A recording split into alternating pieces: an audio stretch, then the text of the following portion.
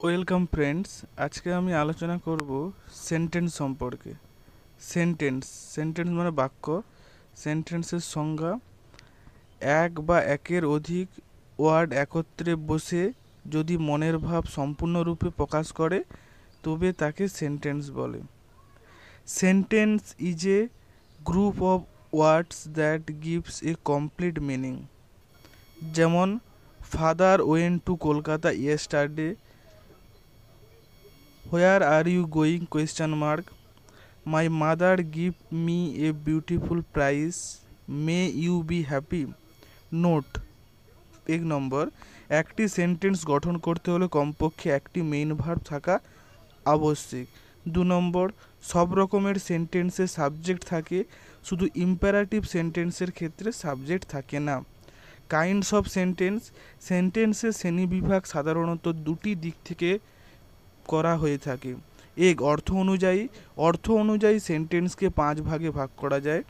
2, গঠন অনুযায়ী সেন্টেন্সকে 3 ভাগে ভাগ করা যায়। অর্থ অনুযায়ী সেন্টেন্সের শ্রেণীবিভাগ: 1, অ্যাসার্টিভ সেন্টেন্স। এর আরেকটি নাম আছে স্টেটমেন্ট, মানে বিবৃতিমূলক বাক্য অথবা বর্ণনামূলক বাক্য। 2 নম্বর, ইন্টারোগেটিভ সেন্টেন্স। এর আরেক নাম আছে কোয়েশ্চান, মানে হচ্ছে প্রশ্নবোধক বাক্য। ইম্পারেটিভ সেন্টেন্স, এর আরেক নাম আছে কমান্ড, অর্ডার, রিকোয়েস্ট, মানে অনুজ্ঞা সূচক বাক্য।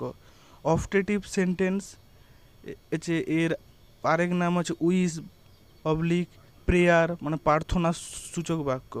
এক্সক্লামেটরি সেন্টেন্স, এর আরেক নাম আছে ইমোশান, মানে বিস্ময়বোধক বাক্য।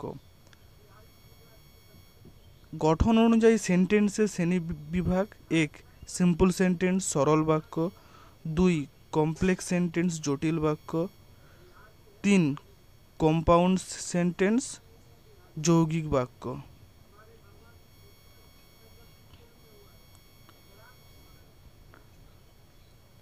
এরপরে আমরা হচ্ছে যে অ্যাসার্টিভ সেন্টেন্স সম্পর্কে আলোচনা করব। বন্ধুরা, ভিডিওটা যদি ভালো লাগে লাইক করবে, সাবস্ক্রাইব করবে, শেয়ার করবে। ধন্যবাদ।